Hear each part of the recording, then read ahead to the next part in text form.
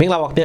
ရှန်ကုန်ခေတ်တစ်ကနေဒီနေ့လည်းရရှိထားတဲ့ပြည်တွင်းသတင်းနဲ့နိုင်ငံတကာသတင်းတွေကိုတင်ဆက်ပေးပါမယ်ချင်းညီနောင်ရဲ့မိတ်ဖက်ချင်းပြည်သူတပ်မတော် CPA က NUG-PDF တပ်တွေအပါအဝင်မဟာမိတ်တပ်ပေါင်းစု SRA နဲ့ပါပူးပေါင်းပြီးတော့စကိုင်းနဲ့မကွေးတိုင်းအထိဆင်းပြီးစစ်တပ်စခန်းတွေကိုထိုးစစ်ဆင်တိုက်ခိုက်မယ်ဆိုပါတယ်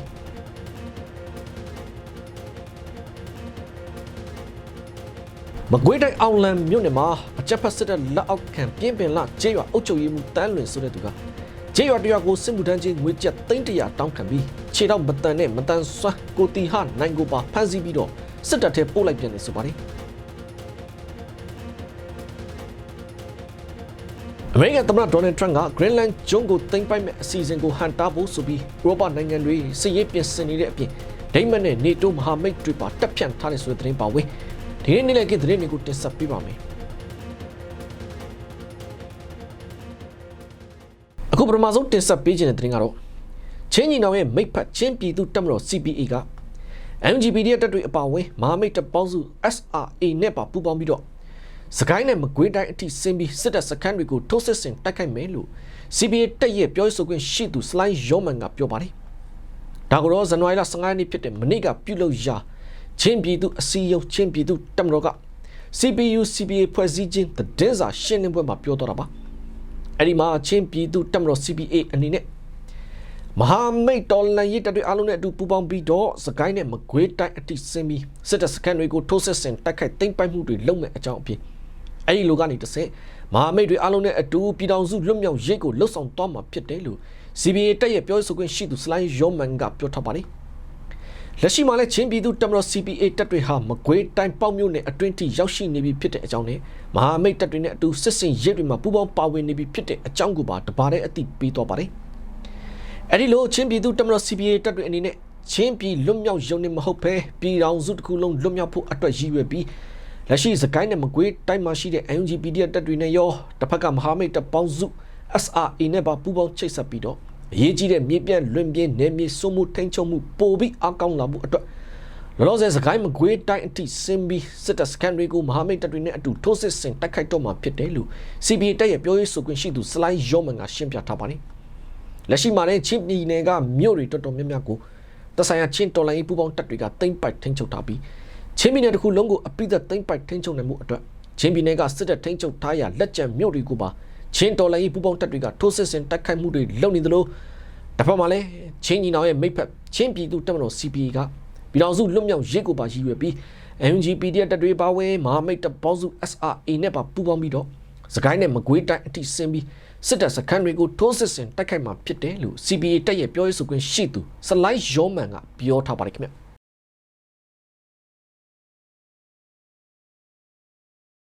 ျတစ်ဖက်မှာတော့မကွေးတိုင်းအောင်လံမြို့နယ်မှာအကြမ်းဖက်စစ်တပ်လက်အောက်ခံပြင်းပင်လကျေးရွာအုပ်ချုပ်ရေးမှူးတန်းလွင်ဆိုတဲ့သူကကျေးရွာတို့ကိုစစ်မှုထမ်းချင်းငွေကျပ်300တောင်းခံပြီးခြေတော့မတန်နဲ့မတန်ဆွမ်းကိုတီဟနိုင်ကိုပါဖမ်းဆီးပြီးတော့စစ်တပ်ထဲပို့လိုက်ပြန်တယ်လို့ဒေသခံပြည်သူတွေကရန်ကုန်ခေတ်တစ်ကိုပြောပါတယ်ဒါကတော့လက်ရှိအောင်လံမြို့နယ်ကကွန်လောင်ဂုံကွန်လောင်ရေနဲ့ပြင်းပင်လကျေးရွာ3ခုရဲ့စစ်တပ်လက်အောက်ခံအုပ်ချုပ်ရေးမှူးတန်းလွင်ဆိုတဲ့သူဟာကျေးရွာတွေတဲကလူငယ်တွေကိုစစ်မှုထမ်းကိစ္စနဲ့ပေါ်တာဆွဲဖမ်းဆီးတာမခံချင်ရင်ကျေးရွာတရွာကိုစစ်မှုထမ်းချင်းငွေကျပ်300လစဉ်ပေးရမယ်ဆိုပြီးတောင်းခံလာတယ်ဆိုပါတယ်အဲ့ဒီလစဉ်ပေးရမယ်တရွာကိုငွေကျပ်300ရဖို့အတွက်ရွာတွေကအိမ်တွေကိုဟာကိုစုပြီးမပြည့်ပြည့်အောင်လစဉ်ဖြည့်ပြီးတော့သူ့ကိုပေးရမယ်လို့ပြောနေတယ်ဆိုပါတယ်အဲ့ဒီလိုစစ်မှုထမ်းကြီးကောက်ခံနေတဲ့ဂျာကပြင်းပင်လာကျေးရွာမှာနေတဲ့ခြေတော့မတန်တဲ့သူမတန်ဆွတ်ကိုတီဟနိုင်ကိုပါအုတ်ကြီးတန်းလွင်ကဖမ်းဆီးပြီးတော့စစ်တပ်ထဲကိုတခါတည်းပို့လိုက်တယ်လို့ဒေသခံပြည်သူတွေကပြောထားကြပါတယ်အဲ့ဒီနောက်ကျေးရွာကပြည်သူတွေကသူတို့တွေနဲ့အုတ်ကြီးတောင်းတဲ့လာစဉ်စစ်မှုထမ်းကြီးငွေကျပ်300ကိုလဲရွာတွေကသူတွေမရရတဲ့နီးနဲ့ပေးနေတာ4လတောင်ရှိနေပြီဖြစ်တာတော့အခုလိုခြေတော့မတန်နဲ့မတန်ဆွမ်းကိုတီဟနိုင်ကိုပါပေါ်တာဆွဲဖမ်းဆီးပြီးစစ်တပ်ထဲထည့်လိုက်တဲ့အတွက်မကြေမနက်ဖြစ်ပြီးတော့အုတ်ကြီးအနေနဲ့အဲ့ဒီမတန်ဆွမ်းလူငယ်ကိုစစ်တပ်ထဲကနေပြန်ထုတ်ပေးဖို့တောင်းဆိုပြီးမလဲအုတ်ကြီးတန်းလွင်ကလှုပ်ဆောင်ပေးမှုမရှိဘူးလို့ဒေသခံပြည်သူတွေကပြောထားကြပါတယ်အဲ့ဒီလိုအောင်လံမြို့နယ်ကကွန်လောင်ဂုံကွန်လောင်ရေနဲ့ပြင်းပင်လာကျေးရွာ3ခုမှာကျေးရွာတွေကကိုလစဉ်စစ်မှုထမ်းကြီးငွေကျပ်300တောင်းရမ်းပြီးကိုဂျိုးအတွက်သုံးနေတဲ့အုတ်ချုပ်ရည်မှုတန်းလွင်ဆိုတဲ့သူဟာပစ္စတိုတနက်ကင်ထားပြီးသူ့ဘေးမှာပြူစောတီတွေကိုခြံရံပြီးတော့ဘသူ့ကိုမှခယူးမဆိုင်ဘူးလို့ပြောပြီးစစ်မှုထမ်းကျေးတွေကိုမိုက်ကျေးခွဲတောင်းရမ်းနေတာဖြစ်တယ်လို့လေဒေသခံပြည်သူတွေကပြောထားကြပါတယ်ခင်ဗျ တစ်ဖက်မှာတော့စကိုင်းတိုင်းက6ဦးနဲ့ဗုဒ္ဓလင်မြို့နယ်မှာအကြမ်းဖက်စစ်တပ်တပ်ဆွဲထားတဲ့နေရာတွေကိုဒေါ်လန်ရိတ်တပ်တွေကတိုက်ခိုက်မှုတွေအတွင်းစစ်တပ်ဘက်က2ဦးကတော့အသီးသီးသေကုန်ကြပြီးဖြစ်တယ်လို့တပ်ဆိုင်ရာဒေါ်လန်ရိတ်တပ်တွေကရန်ကုန်ခေတ်သစ်ကိုပြောပါတယ်ဒါကတော့6ဦးမြို့ပေါ်မှာအကြမ်းဖက်စစ်တပ်ကစာတင်ကျောင်းကိုကာဗာယူပြီးတပ်ဆွဲထားတဲ့အမှတ်9စာတင်ကျောင်းနေရာကိုဒေါ်လာရင်းတပ်တွေကဇန်နဝါရီလ10ရက်နေ့နဲ့17ရက်နေ့တွေမှာပဲဒရုန်းနဲ့တိုက်ခိုက်မှုအပြင်လက်နက်ကြီးနဲ့ပါပစ်ခတ်ခဲ့တယ်ဆိုပါတယ်။အဲ့ဒီလိုတိုက်ခိုက်မှုအတွင်းစစ်တပ်ဘက်ကတပ်သား2ဦးသေကုန်ကြတဲ့အကြောင်းကိုကနဦးသိထားရတယ်လို့လည်း BLDF တပ်ခွဲအညာမိုင်းတပ်ဖွဲ့ရဲ့တာဝန်ရှိသူကပြောထားပါတယ်။ဒါအပြင်တစ်ဖက်ကဗုဒ္ဓလင်မြို့နယ်မှာရှိတဲ့အကြမ်းဖက်စစ်တပ်အထိုင်ချတပ်ဆွဲထားရာဗုဒ္ဓလင်မြို့မှာရဲစခန်းထွေအုပ်ရုံးနဲ့စစ်တပ်မဲယုံလှုပ်ထားတဲ့ခုံမင်းကြီးချောင်းတိုက်နေရာတွေကိုပါတော်လိုင်းတပ်တွေကဇန်နဝါရီလ17ရက်နေ့ကပဲလက်နက်ကြီးတွေနဲ့ပစ်ခတ်တိုက်ခိုက်ခဲ့ပြီးအဲ့ဒီကထိခိုက်သိမ်းဆုံးမှုအခြေအနေတွေကိုတော့ဆက်လက်အတည်ပြုနေစေဖြစ်တယ်လို့ PDRF တပ်ဖွဲ့တာဝန်ရှိသူတို့ကပြောထားပါတယ်။လက်ရှိစကိုင်းတိုင်းဘက်မှာတော့အချက်ဖက်စစ်တပ်ကမြို့ပေါ်နေရာလေးတွေကိုသာအဓိကထိန်းချုပ်ထားနိုင်ပြီးကျန်တဲ့မြို့ပြင်နယ်မြေအများစုကိုတော်လိုင်းတပ်တွေကသာထိန်းချုပ်ထားသလိုစစ်တပ်ကလည်းတော်လိုင်းတပ်တွေရဲ့နယ်မြေတွေကိုရရင်ရသလိုစစ်ကြောင်းတွားထိုးတာတွေလုပ်လို့ရှိသလိုဒေါ်လာရင်းတပ်တွေကလည်းစစ်တပ်တပ်ဆွဲထားတဲ့မြို့ပေါ်ကနေရာတွေကိုပါအခုလိုပဲတံပြန်တိုက်ခိုက်ချေမှုန်းမှုတွေအမြဲတမ်းရှိနေတယ်လို့လည်းဒေတာတွင်သတင်းရင်းမြစ်ကပြောထားပါသေးတယ်ခင်ဗျတစ်ဖက်မှာလည်းစကိုင်းတိုင်းမုံရွာမြို့နယ်ကမုံရွာမန္တလေးလမ်းပိုင်းမှာစက်ကြီးကောက်နေတဲ့အကြမ်းဖက်စစ်တပ်ဘက်ကတပ်သားတွေနဲ့မဲလက်မှတ်တွေတင်လာတဲ့ကားကိုပါဒေါ်လာရင်းတပ်တွေကကြားပြတ်တိုက်ခိုက်မှုအတွင်းအဲဒီမှာလည်းစစ်တပ်ဘက်က2ဦးကတော့အသီးသီးတေကုန်ကြပြန်ပြီလို့မုံရွာခိုင် PDF တရင်လေးတာဝန်ရှိသူတို့ကရန်ကုန်ခေတ်ကိုပြောပါတယ်ဒါကတော့ဇန်နဝါရီလ23ရက်နေ့ကပဲမုံရွာမြို့ကအကြမ်းဖက်စစ်တပ်ရဲ့နမခတက်ကနေထွက်လာတဲ့စစ်ကြောင်းဟာမအူဂိတ်ကိုဝင်ရောက်ပြီးတရားဖြူအနီးမှာပြည်သူပိုင်ကားတွေစီကနေစက်ကြီးကောက်ခဲ့တယ်ဆိုပါတယ်အဲ့ဒီအချိန်မှာပဲ6မြို့ကနေရွေးကောက်ပွဲမဲလက်မှတ်တွေတည်လာတဲ့ကားပါတရားဖြူအနီးကိုရောက်လာတဲ့အချိန်ဒေါ်လာရင်းတွေကဖျက်အပြစ်မိုင်းတွေပါအသုံးပြုပြီးတော့ကြားဖြတ်တိုက်ခိုက်ချေမှုန်းခဲ့တယ်ဆိုပါတယ်အဲ့ဒီလိုတိုက်ခိုက်မှုအတွင်းစစ်တပ်ဘက်က2ဦးကတော့နေရာမှာတင်ပြစ်လဲပြီးအသီးသီးသေကုန်ကြတာကိုမျက်မြင်တွေ့ခဲ့ရတယ်လို့လည်းမုံရွာခရိုင် PDF တရင်လေးတာဝန်ရှိသူတို့ကပြောထားပါတယ်လက်ရှိမုံရွာမြို့နယ်မှာလေဒေါ်လာရင်းတွေထိန်းချုပ်ထားတဲ့နေမြေနဲ့စစ်တပ်ကတပ်ဆွဲထားတဲ့နေရာတွေဆိုတာမျိုးနှစ်ဖက်ရှိနေပြီးစစ်တပ်ကအခုလိုသူတို့တပ်ဆွဲထားတဲ့နေရာတွေကနေစစ်ကားနဲ့ပဲဖြစ်ဖြစ်စစ်ကြောင်းနဲ့ပဲဖြစ်ဖြစ်ထွက်လာတာနဲ့ဒေါ်လာရင်းတပ်တွေရဲ့နှီးပေါင်းစုံနဲ့တက်ခိုက်ချေမှုန်းမှုကိုခံရတဲ့အခြေအနေဖြစ်တယ်လို့လည်းဒေတာတွင်သတင်းအရင်းမြစ်ကပြောထားပါသေးတယ်ခင်ဗျာတစ်ဖက်မှာတော့မွန်ပြည်နယ်ရင်းမြို့နယ်မှာအကြမ်းဖက်စစ်တပ်ရဲ့ခမရ991တရင်စီအပုတ်ခံထားရတဲ့စစ်မှုထမ်းတပ်သား3ဦးဟာတနက်2လက်နဲ့အတူထွက်ပြေးလာပြီးဒေါ်လာရင်းတပ်တွေစီမှာအလင်းဝင်ရောက်လာတယ်လို့ရေးပြောက်ကြားတပ် YGF ရဲ့တာဝန်ရှိသူကရန်ကုန်ခေတ်ကိုပြောပါတယ်ဒါကတော့ဇန်နဝါရီလ15ရက်နေ့ဖြစ်တဲ့မနေ့ကပဲရေးမြို့နယ်မှာအကြမ်းဖက်စစ်တပ်ရဲ့ခမရ991တရင်စီအပုတ်ခံထားရတဲ့စစ်မှုထမ်းတပ်သားအောင်ဆန်းလင်းခင်မောင်စိုးနဲ့ဇီလေးဆိုသူတို့3ဦးဟာတနက်2လက်နဲ့အတူရေးပြောက်ကြားတပ် YGF တပ်ဖွဲ့စီကိုမရမကထွက်ပြေးလာပြီးအလင်းဝင်ရောက်လာကြတယ်ဆိုပါတယ်အဲ့ဒီလိုအလင်းဝင်လာတဲ့စစ်မှုထမ်းတပ်သား3ဦးစလုံးဟာအကြမ်းဖက်စစ်တပ်ရဲ့ပေါ်တာဆွဲဖမ်းဆီးတာကိုခံရပြီးတံပြူစက်မြို့နယ်ဝဲကလိစစ်တင်တန်းကျောင်းကနေတဆင့်ရှေ့တန်းကိုအပုတ်ခံရကနေအခုလိုအခွင့်အရေးရတာနဲ့ထွက်ပြေးလာပြီးတော့အလင်းဝင်ရောက်လာတာဖြစ်တယ်လို့လည်းဆိုထားပါတယ်လောလောဆယ်တော့အဲ့လိုအလင်းဝင်လာတဲ့စစ်မှုထမ်းတပ်သားအောင်ဆန်းလေးခင်မောင်စိုးနဲ့ဇီလေးဆိုသူတို့3ဦးကိုဒေါ်လာရင်းတပ်တွေကကောင်းကောင်းမွန်မွန်လက်ခံဆောက်ရှောက်ပေးထားပြီး CDM ဆိုင်ရာနောက်ဆက်တွဲကိစ္စတွေကိုဆောင်ရွက်ပေးနေတယ်လို့လည်းသိရပါတယ်အဲ့လိုပဲဇန်နဝါရီလ10ရက်နေ့ကလည်းရေးမြို့နယ်9မိုင်ကျင်းရွာအခြေစိုက်အချက်ဖက်စစ်တပ်ရဲ့ခလာရ299တရင်စီအပုတ်ခံထားရတဲ့စစ်မှုထမ်းတပ်သား2ဦးအပြင်ဒီဇင်ဘာလ14ရက်နေ့ကလည်းစကခ19မှာအပုတ်ခံထားရတဲ့စစ်မှုထမ်းတပ်သား2ဦးတို့ဟာလည်းရေးပြောက်ကြားတပ် YGF တပ်စီအလင်းဝင်ရောက်ခဲ့သေးတယ်လို့သိရပါတယ်ခင်ဗျတစ်ဖက်မှာတော့AR တိုင်းဖြာပုံမြို့နယ်ကကြားဖောင်လုပ်ငန်းတစ်ခုမှာကြားဖောင်လုပ်သားကိုဝင်းနိုင်ထွန်းဆိုသူကိုကြားဖောင်ဦးစီးကရိုက်နှက်နှိပ်စက်ပြီးတပ်ဖြတ်ခဲ့တယ်လို့တေဆုံးသူရဲ့မိသားစုနဲ့နှိစက်သူတွေကရန်ကုန်ခေတ်ကိုပြောပါတယ်ဒါကတော့ဇန်နဝါရီလ17ရက်နေ့ညနေပိုင်းကပဲဘိုကလေးမြို့နယ်ဖျားချောင်းကျေးရွာကအသက်48နှစ်အရွယ်ကြားဖောင်လုပ်သားကိုဝင်းနိုင်ထွန်းဟာနေမကောင်းတဲ့အတွက်ဖြာပုံမြို့နယ်ဒေါ်ငိမ့်စေယုံမှာတက်ရောက်ကူတာနေရတယ်လို့အကြောင်းကြားလာတာကြောင့်မိသားစုကတွားရောက်ကြည့်ရှုတဲ့အချိန်ရိုက်နှက်နှိပ်စက်ခံထားရတဲ့ဒဏ်ရာတွေတွေ့ခဲ့တယ်ဆိုပါတယ်။အဲဒီနောက်လူနာဟာဒဏ်ရာတွေပြင်းထန်မှုကြောင့်ဇန်နဝါရီလ12ရက်နေ့မှာဖျာပုံမြို့နယ်ပြည်သူ့စေယုံကိုလွှဲပြောင်းပေးခဲ့ရပြီးတဲ့နောက်အသက်ကယ်လို့မရတော့ဘဲတခါတည်းတေဆုံးသွားခဲ့ရတယ်ဆိုပါတယ်။အဲဒီနောက်ဖြစ်စဉ်ကိုစုံစမ်းကြည့်တော့ကြားဖောင်ဦးစီးကကိုဝင်းနိုင်ထုံးကိုရိုက်နှက်နှိပ်စက်ခဲ့တာသိရပြီး အဲ့ဒီလိုသူ့ကိုရိုက်နှက်တဲ့အကြောင်းကိုလည်းတေဆုံးသူကိုယ်တိုင်ဝန်ခံသွားတယ်လို့တေဆုံးသူရဲ့မိသားစုဝင်တွေနဲ့နှိစက်သူတို့ကရှင်းပြထားပါတယ်လောလောဆယ်တော့အဲ့ဒီကိစ္စကိုဖျာပုံမြို့နယ်တော်ငိမ့်နေမြေရက်စကန်မှာလူတက်မှုနဲ့အမှုဖွင့်ထားပြီးကျူးလွန်သူ2ဦးကိုလည်းဖမ်းဆီးထားတယ်လို့သိရပါတယ်ဒါပေမဲ့အဲ့ဒီကြားဖောင်ပိုင်ရှင်ကျော်ဝင်းသိန်းဆိုတဲ့သူကကျူးလွန်သူကြားဖောင်ဦးစီးအောင်ဇော်ဦးထောင်မကြဖို့အတွက်ရဲနဲ့မှုကင်းဆေးဆရာဝန်တွေစီလက်ငွေထုတ်ပြီးတော့တေမှုတေကင်းအဖြစ်ပြောင်းလဲနိုင်အောင်လိုက်လုံနေပြန်တယ်လို့လည်းတေဆုံးသူရဲ့မိသားစုဝင်တွေနဲ့နှိစက်သူကရှင်းပြထားပါတယ်ခင်ဗျာ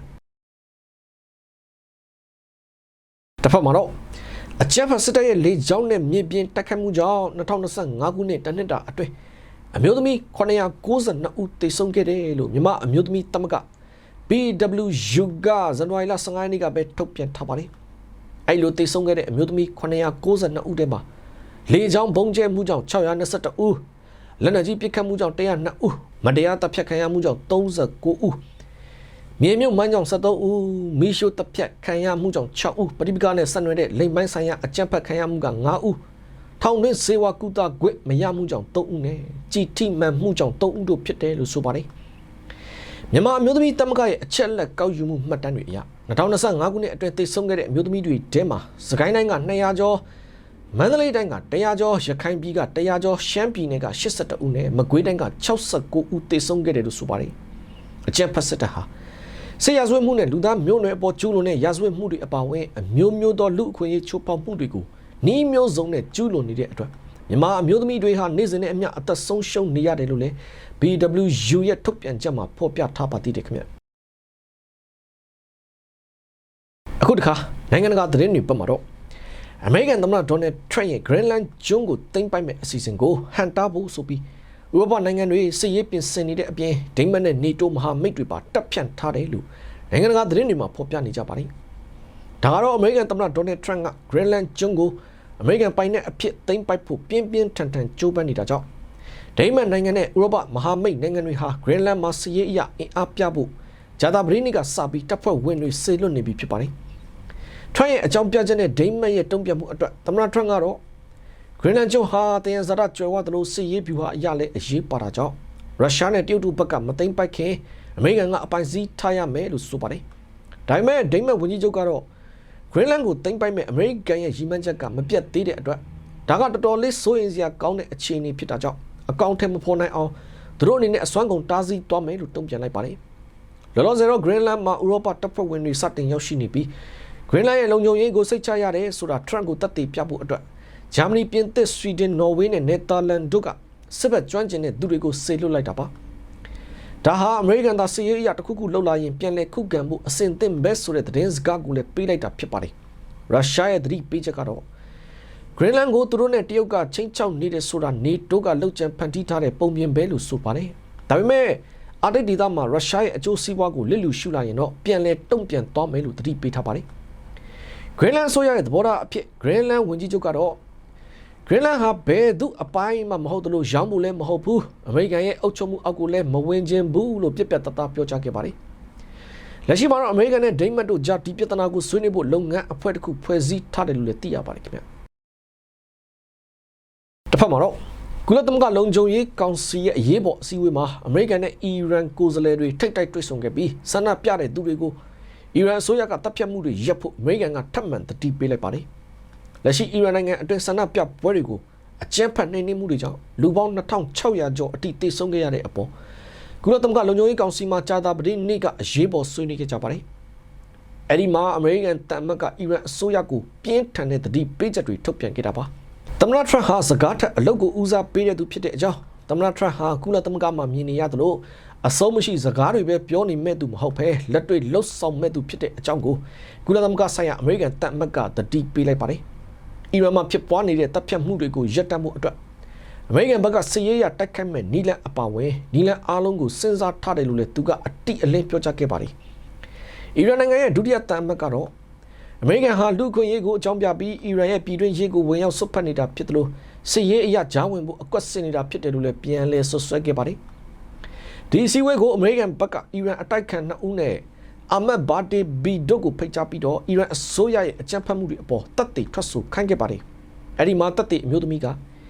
အီရန်အစိုးရဟာသူမကိုတပ်ဖို့3 ချိန်တိုင်တိုင်စူးစမ်းခဲ့တဲ့အကြောင်းအီရန်ကိုယ်စားလှယ်ကိုမျက်နှာချင်းဆိုင်ကြည့်ပြီးကုလသမဂ္ဂမှာပြောကြားခဲ့ပါတယ်နောက်ထပ်တပ်တွေထွက်ဆိုသူတို့ကလည်းအီရန်အချင်းတောင်ထဲမှာသူနှိပ်စက်ခံခဲ့ရတဲ့ဒဏ်ရာတွေကိုလိုအပ်ရင်အခုချက်ချင်းအဝတ်အစားချွတ်ပြီးပြသနိုင်တယ်လို့ပြောပြီးသမ္မတထရန့်အနေနဲ့အီရန်ပြည်သူတွေကိုပြစ်မထားဖို့အကူအညီတောင်းခဲ့ပါတယ်တစ်ဖက်မှာတော့လက်ရှိအီဂျစ်အိုမန်ဆော်ဒီအာရေဗီးယားနဲ့ကာတာနိုင်ငံတို့ကခေါင်းဆောင်တွေကတော့သမ္မတထရန့်ကိုဆက်သွယ်ပြီးအမေရိကန်ကစစ်ရေးအရအီရန်ကိုတိုက်ခိုက်လိုက်ရင်ကမ္ဘာစီးပွားရေးပြတ်ပြတ်သွားနိုင်တဲ့အကြောင်းနဲ့ဒေသတွင်းတည်ငြိမ်မှုပြတ်ပြတ်သွားနိုင်တဲ့အကြောင်းကိုပြောပြီးထိမ့်ထိမ့်သိမ့်သိမ့်လှုပ်ဆောင်မှုတိုက်တွန်းနေကြတယ်လို့လည်းသိရပါတယ်လက်ရှိမှာတော့အီရန်မြို့ကြီးတွေမှာလုံခြုံရေးအင်အားအလုံးရင်းချထားတာကြောင့်ဆန္ဒပြပွဲတွေကတော့ခိတ္တငြိမ်သက်သွားတယ်လို့ရှိနေပြီမဲ့အင်တာနက်ကတော့ဆက်လက်ပြတ်တောက်နေစေဖြစ်ပါတယ်ခင်ဗျတစ်ဖက်မှာတော့တရုတ်နိုင်ငံရဲ့ချင်းချောက်မှုကြောင့်ဂျပန်နဲ့ဖိလစ်ပိုင်နိုင်ငံတို့စစ်ရေးထောက်ပံ့မှုသဘောတူညီချက်အသစ်လက်မှတ်ရေးထိုးလိုက်တယ်လို့နိုင်ငံတကာသတင်းတွေမှာဖော်ပြထားချက်ရသိရပါတယ်ဒါကတော့ဂျပန်နဲ့ဖိလစ်ပိုင်နိုင်ငံတို့ဟာဂျာတာပရိနေ့မှာပဲစစ်ဘက်ဆိုင်ရာထောက်ပံ့ပို့ဆောင်ရေးသဘောတူညီချက်တရက်ကိုလက်မှတ်ရေးထိုးလိုက်ပါတယ်ဒီစာချုပ်အရနိုင်ငံတပ်ဖွဲ့တွေပူးတွဲစစ်ရေးလေ့ကျင့်တဲ့အခါခဲယမ်းမိကြောက်လောင်စာဆီရိတ်ခါနဲ့တခြားလိုအပ်ချက်တွေကိုအခွန်လွတ်အပြန်အလှန်ထောက်ပံ့ပေးနိုင်မှာဖြစ်ပါတယ်ဒီသဘောတူညီချက်ဟာတောင်တရုတ်ပင်လယ်နဲ့အရှေ့တရုတ်ပင်လယ်မှာတရုတ်နိုင်ငံရဲ့ရန်လိုတဲ့လုပ်ရက်တွေပိုများလာတဲ့အချိန်မှာပဲထွက်ပေါ်လာတာပါဂျပန်ဝန်ကြီးချုပ်တာကာအီချီကတရုတ်နိုင်ငံဟာထိုင်ဝမ်ကိုကျူးကျော်ရင်းဂျပန်ကဂျားဝင်ရလိမ့်မယ်လို့ပြောကြားခဲ့တဲ့အချိန်ကစပြီးတရုတ်နဲ့ဂျပန်ကြားတင်းမာမှုတွေဟာအထွတ်အထိပ်ကိုရောက်နေပါတယ်ဂျပန်နိုင်ငံသားရေးဝန်ကြီးနဲ့ဖိလစ်ပိုင်နိုင်ငံသားရေးဝန်ကြီးတို့လက်မှတ်ရေးထိုးခဲ့တဲ့ဒီစာချုပ်အရပူးရဲစစ်စင်ရေးတွေနဲ့တိုက်ခိုက်ရေးလေ့ကျင့်မှုတွေမှာလိုအပ်တဲ့ထောက်ပံ့ရေးပစ္စည်းတွေကိုလွယ်လွယ်ကူကူဖလှယ်နိုင်မှာဖြစ်ပါတယ်ဒါဟာဒေသတွင်းသဘာဝဘေးတွေဖြစ်လာရင်လည်းနိုင်ငံပူးပေါင်းကူညီဖို့ပုံမှုမြန်ဆန်လာမှာပါဂျပန်ကဖိလစ်ပိုင်ကိုလုံခြုံရေးလှေစိတ်တွေတိစောက်ဖို့နဲ့ဖိလစ်ပိုင်တောင်ပိုင်းကဆင်းရဲတဲ့ဒေသတွေမှာအင်တာနက်ဝန်ဆောင်မှုတိုးချဲ့ဖို့အတွက်လည်းကူညီသွားမယ်လို့ကြေညာခဲ့ပါတယ်ဖိလစ်ပိုင်သမ္မတဟောင်းဒူတာတေးလက်ထက်မှာတော့တရုတ်နဲ့ရုရှားကိုကတ်ခဲ့ပြီးမဲ့လက်ရှိသမ္မတဖာဒီနန်မာကုစ်ကတော့အမေရိကန်ဂျပန်တို့နဲ့သာစစ်ရေးမဟာမိတ်ပုံမှုခိုင်မာအောင်လှုပ်ဆောင်နေတာဖြစ်ပါတယ်လက်ရှိအာရှဒေသမှာအမေရိကန်ရဲ့အခိုင်မာဆုံးမဟာမိတ်နှစ်နိုင်ငံဖြစ်တဲ့ဂျပန်နဲ့ဖိလစ်ပိုင်နိုင်ငံတို့ဟာအခုလိုစစ်ရေးအရပုံမှုနီးကပ်လာတာဟာတရုတ်နိုင်ငံရဲ့အင်အားသုံးပြီးနယ်မြေပြောင်းလဲဖို့ကြိုးစားမှုတွေကိုတုံ့ပြန်မှုပြင်ဆင်လိုက်တာပဲဖြစ်ပါတယ်ခင်ဗျတစ်ဖက်မှာတော့နိုင်ငံတကာဥပဒေချိုးဖောက်တဲ့နိုင်ငံတွေကိုကုလသမဂ္ဂအကြီးအကဲကသူ့ရဲ့ထုံးစံအတိုင်းပြင်းထန်စွာရှုံချနေပြီးချမ်းသာတဲ့နိုင်ငံတိရာခိုင်နှုန်းကကမ္ဘာကိုစိုးမိုးနေမှုဟာလက်ခံနိုင်စရာမရှိဘူးဆိုပြီးတော့ပြောနေပြန်ပါတယ်ဒါကတော့ကုလသမဂ္ဂအထွေထွေအတွင်းရေးမှူးချုပ်အန်တိုနီယိုဂူတာရက်စ်ဟာဂျာတာပရိနေ့ကပြုလုပ်တဲ့ကုလသမဂ္ဂအထွေထွေညီလာခံမိန့်ခွန်းမှာပြောသွားတာပါအဲ့ဒီမှာနိုင်ငံတကာဥပဒေတွေကိုမိမိစိတ်ကြိုက်ရွေးချယ်ချိုးဖောက်နေတဲ့ခေါင်းဆောင်တွေကိုသူ့အနေနဲ့ပြင်းပြင်းထန်ထန်ရှုံချတယ်လို့ပြောသွားပြန်ပါတယ်ဒါပြင်ကမ္ဘာအချမ်းသာဆုံး100%ကအာဏာနဲ့ဒဏတွေကိုလက်ဝက်ကြီးအုပ်ထားတာဟာကျင့်ဝတ်ပိုင်းအရခုခံကာကွယ်လို့မရတဲ့ကိစ္စလို့လည်းပြောကြားခဲ့ပါတယ်နိုင်ငံကြီးတွေရဲ့ဥပဒေချိုးဖောက်မှုတွေအနေနဲ့ရုရှားနိုင်ငံကယူကရိန်းကိုကျူးကျော်တာဟာကုလသမဂ္ဂဗြိဉ္ဉ်စာတမ်းကိုချိုးဖောက်တာဖြစ်တယ်လို့ထပ်မံထောက်ပြခဲ့တယ်လို့အမေရိကန်နိုင်ငံရဲ့လုပ်ရက်တွေကိုလည်းသူကပွင့်ပွင့်လင်းလင်းဝေဖန်ခဲ့ပါတယ်အမေရိကန်ကိုဝေဖန်မှုအဖြစ်ကတော့ဗင်နီဇွဲလားသမ္မတမာဒူရိုကိုဖမ်းဆီးဖို့အတွက်အမေရိကန်ကစစ်စင်ရေးလုပ်ခဲ့တာနဲ့မူရစ်စေးတဲဆောင်တယ်လို့တန်တရားရှိတဲ့သင်္ဘောတွေကိုပင်လယ်ပြင်မှာတနက်နဲ့ပစ်ခတ်တိုက်ခိုက်ခဲ့တာတွေကိုဂူတာရက်စ်ကရှုံချခဲ့ပါတယ်ခေါင်းဆောင်တွေကနိုင်ငံတကာဥပဒေတွေကိုဂရုမစိုက်ဘဲသူတို့လိုက်နာခြင်းနဲ့စီကံကိုပဲရွေးပြီးလိုက်နာနေတာဟာကမ္ဘာအစီအစဉ်ကိုဖျက်ဆီးနေတာဖြစ်တယ်လို့အနေနဲ့ရှိတဲ့စံနမူနာဇိုးတွေကိုလည်းချမှတ်နေတာဖြစ်တယ်လို့သူကဆိုပါတယ်အမေရိကန်နဲ့ကုလသမဂ္ဂအကျွေးကိစ္စကိုပြောကြားရမှာလေဂူတာရက်စ်ဟာထရန့်အစိုးရကိုဝေဖန်မှုတစ်ခုလုပ်ခဲ့ပါတယ်အဲ့ဒါကတော့2025ခုနှစ်အတွက်ကုလသမဂ္ဂကိုပေးသွင်းရမယ်မဖြစ်မနေအဖွဲ့ဝင်ဂျေးတွေအတွက်အမေရိကန်ကအချိန်မီမပေးသွင်းတဲ့ကိစ္စပဲဖြစ်ပါတယ်ကမ္ဘာဗန်နာရေးပိုင်ဆိုင်မှု43%ကိုကမ္ဘာအချမ်းသာဆုံး1%ကပဲပိုင်ဆိုင်ထားတဲ့အပေါ်ဂူတာရက်စ်ကတတိပေးခဲ့ပါတယ်အလုံးမချမ်းသာတဲ့သူတွေနဲ့သူတို့ထိန်းချုပ်ထားတဲ့ကမ္ပဏီတွေကကမ္ဘာစီးပွားရေးသတင်းအချက်အလက်နဲ့လူတွေကိုအုပ်ချုပ်နေတဲ့စီးမြင့်တွေအပေါ်မှာပါအရင်ကတည်းကပိုပြီးလွှမ်းမိုးလာနေတာကိုတွေ့နေရတယ်လို့သူကပြောကြားခဲ့ပါတယ်ကုလသမဂ္ဂအတွင်းရေးမှူးချုပ်ဂူတာရက်စ်ရဲ့9နှစ်သက်တမ်း2ကြိမ်ဟာလာမယ့်ဒီဇင်ဘာလ31ရက်မှာကုန်ဆုံးတော့မှာပါသူကတော့လက်ရှိအခြေအနေတွေဟာနိုင်ငံတကာပူးပေါင်းဆောင်ရွက်ရေးရန်ရာပြက်ပြအောင်လုပ်နေတဲ့သူတွေရှိပေမဲ့ကုလသမဂ္ဂအနေနဲ့တော့အရှုံးပေးမှာမဟုတ်ဘူးလို့လည်းကတိပြုပြောသွားပါသေးတယ်ခင်ဗျဟုတ်ကဲ့ဒါကတော့ရောင်ခစ်တစ်ကနေဒီနေ့လည်းရရှိထားတဲ့ပြည်တွင်းသတင်းနဲ့နိုင်ငံတကာသတင်းတွေကိုတင်ဆက်ပေးခဲ့တာပါကြည့်ရှုပေးခဲ့တဲ့အတွက်ကျေးဇူးတင်ပါတယ်ကျွန်တော်နိုင်ငယ်ပါ